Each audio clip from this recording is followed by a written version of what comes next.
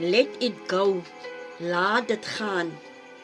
Jesaja 43 vers 18 tot 19 sê, dink nie aan die vorige dinge nie en slaan geen ag op wat vroeër gebeur het nie. Kyk, ek gaan iets nuut maak. Nou sal dit uitsprei. Sal julle dit nie merk nie? Ja, ek maak 'n pad in die woestyn, riviere in die wildernis. Geliefdes, vandag praat ons oor iets wat baie mense vashou, maar wat hulle eintlik moet los. Ons dra ou seer saam. Ons dra ou skuld saam met ons. Ons dra woede saam met ons. Ons dra mense se woorde van jare gelede, dra ons saam met ons. En God sê vandag vir jou, laat dit gaan, want jy kan nie 'n nuwe seisoen binnegaan met ou bagasie nie. Laat gaan die verlede.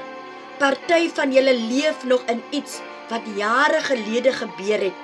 Filippense 3 vers 13 sê, ek vergeet die dinge wat agter is en ek strek my uit na wat voor is.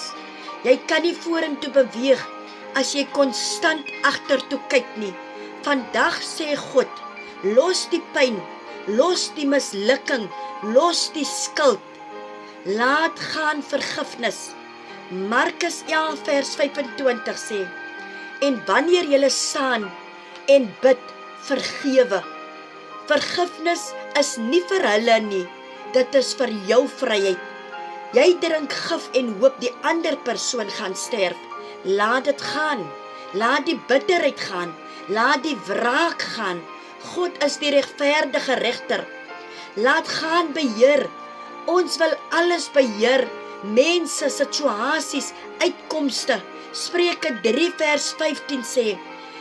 Vers 5 sê, vertrou op die Here met jou hele hart en steun nie op jou eie insigte nie. Jy is nie in beheer nie. God is in beheer. Wanneer jy probeer beheer, verloor jy vrede. Wanneer jy oorgee, kry jy rus. Laat gaan vrees. 2 Timoteus 1 vers 7 sê, God het ons nie 'n gees van vrees gegee nie. Vrees hou jou vas. Vrees steel jou toekoms. Laat dit gaan. Jy is geroep om in geloof te leef en nie in vrees nie. Laat gaan wat God nie vir jou beplan het nie.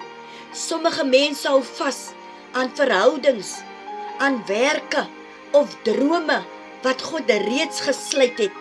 Openbaring 3 vers 7 sê, wat hy oopmaak kan niemand sluit nie, en wat hy sluit kan niemand oopmaak nie.